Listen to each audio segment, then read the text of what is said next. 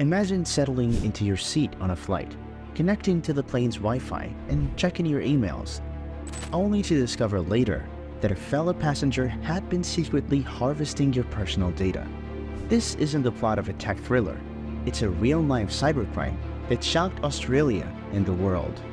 In this video, we will explore how a 42-year-old Australian man orchestrated a sophisticated evil twin Wi-Fi attack across multiple flights and airports. So make sure to stick around till the end.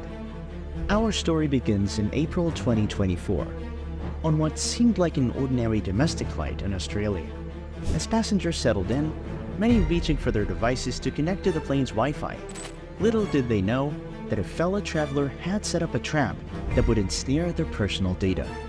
Among the crew that day was an alert airline employee who noticed something unusual, a suspicious Wi-Fi network that didn't quite fit the profile of the official in-flight service.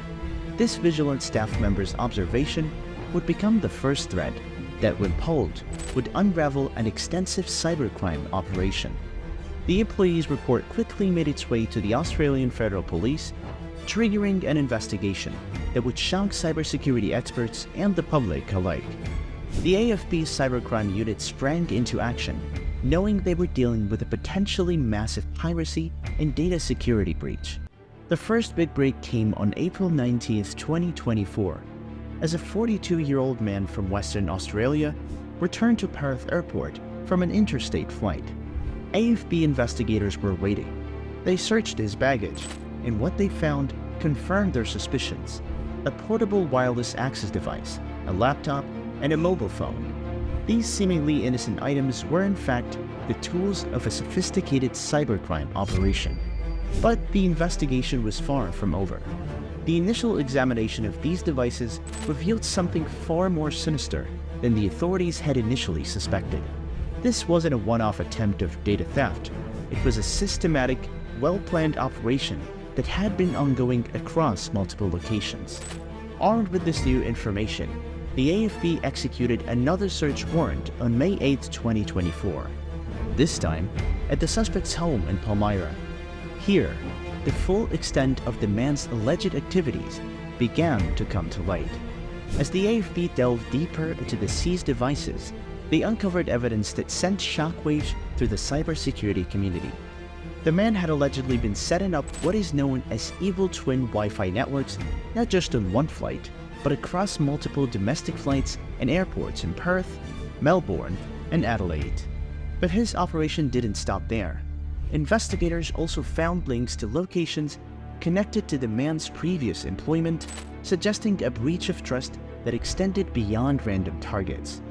But what exactly is an evil twin Wi-Fi attack, and how did this cybercriminal pull it off? An evil twin attack is a particularly insidious form of cyber attack that preys on our increasing reliance on public Wi-Fi networks. In this type of attack, the hacker sets up a fake Wi-Fi access point that mimics a legitimate network. The fake network often has an identical or very similar name to the real one, making it nearly impossible for the average user to distinguish between the two. Here's how our airplane hacker allegedly executed his scheme. First, he would set up his portable wireless access device to broadcast a Wi-Fi network with a name that passengers would expect to see, something like in-flight Wi-Fi or Airline X free Wi-Fi. This fake network would often have a stronger signal than the legitimate one, making it more likely that passengers would connect to it. Once a victim is connected to the malicious network, they will be directed to a captive portal web page. This is a common feature of many public Wi-Fi networks. Think of the login page you often see at cafes or hotels. However, this portal was a clever fake, designed to harvest valuable personal information. The AFB alleges that this fake portal asked users to sign in using their email addresses or social media credentials. Many people, accustomed to such requests and eager to get online, would comply without a second thought. But every login attempt was allegedly being saved to the suspect's devices, providing him with a treasure trove of personal data. But what could the hacker do with this harvested information? The potential for harm is staggering. Email addresses and passwords are often the keys to our digital lives. Many people use the same credentials across multiple platforms, meaning that a single set of stolen login details could potentially unlock a victim's entire online world. With these stolen credentials, a cybercriminal could access personal email accounts, potentially gathering even more sensitive information or using the account to reset passwords for other services. He could log into social media profiles, steal personal information, and potentially use these accounts to scam the victim's friends and family. Try to gain entry to online banking or financial services, leading to potential theft of funds or identity fraud. In some cases, even corporate accounts could be compromised if a victim used their work email to log in. The scope of the potential damage is vast, extending far beyond the initial breach of privacy.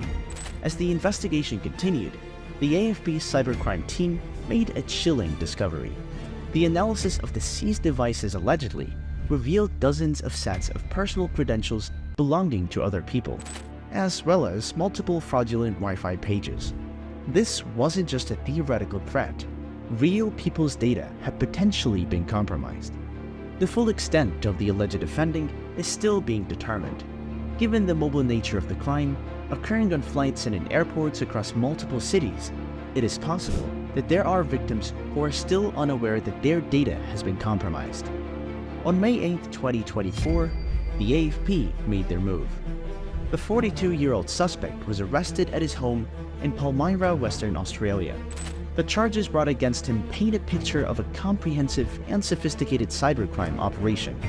The man was charged with 3 counts of unauthorized impairment of electronic communication, 3 counts of possession or control of data with the intent to commit a serious offense, 1 count of unauthorized access or modification of restricted data, 1 count of dishonesty, obtaining or dealing in personal financial information, 1 count of possession of identification information with the intention of committing or facilitating the commission of a dealing offense.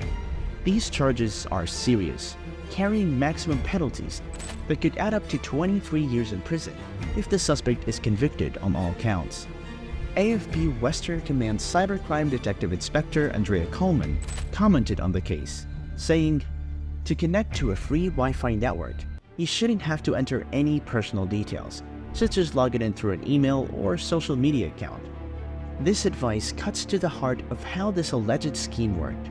By creating a situation where users felt they needed to input personal information to access a service they expected to be free and open, the cybercriminal was able to exploit a gap in many people's cybersecurity awareness." Detective Inspector Coleman went on to recommend that if people do want to use public Wi-Fi hotspots, they should install a reputable virtual private network on their devices. A VPN encrypts your data, making it much harder for attackers to intercept and steal your information, even if you're connected to a compromised network. However, the implications of this case go beyond just personal device security. It raises serious questions about the security measures in place in our transportation system. The method allegedly used by our airplane hacker, the evil twin attack, is unfortunately not unique to this case. It's a technique that's been used by cybercriminals in various settings for years. What makes this case particularly alarming is the confined nature of an airplane cabin, which creates a perfect environment for this type of attack. But how common are these types of attacks? While exact statistics are hard to come by, cybersecurity experts warn that they are more frequent than most people realize. A 2023 survey by Forbes showed that 40% of people using public Wi-Fi have their data compromised. Despite this, 35% of people use public Wi-Fi 3 to 4 times a month.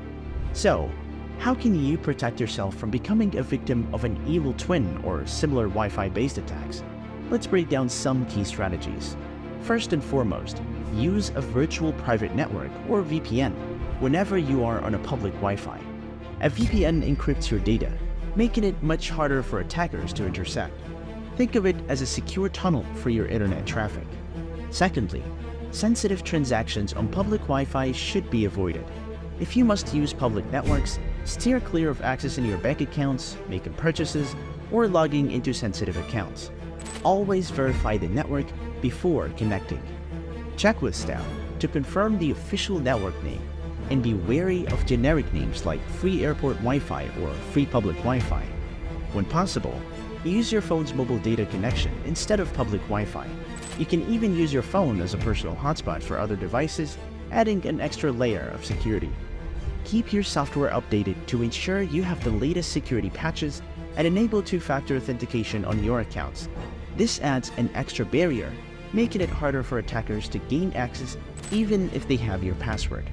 By following these strategies, you can significantly reduce your risk of falling victim to Wi-Fi-based attacks.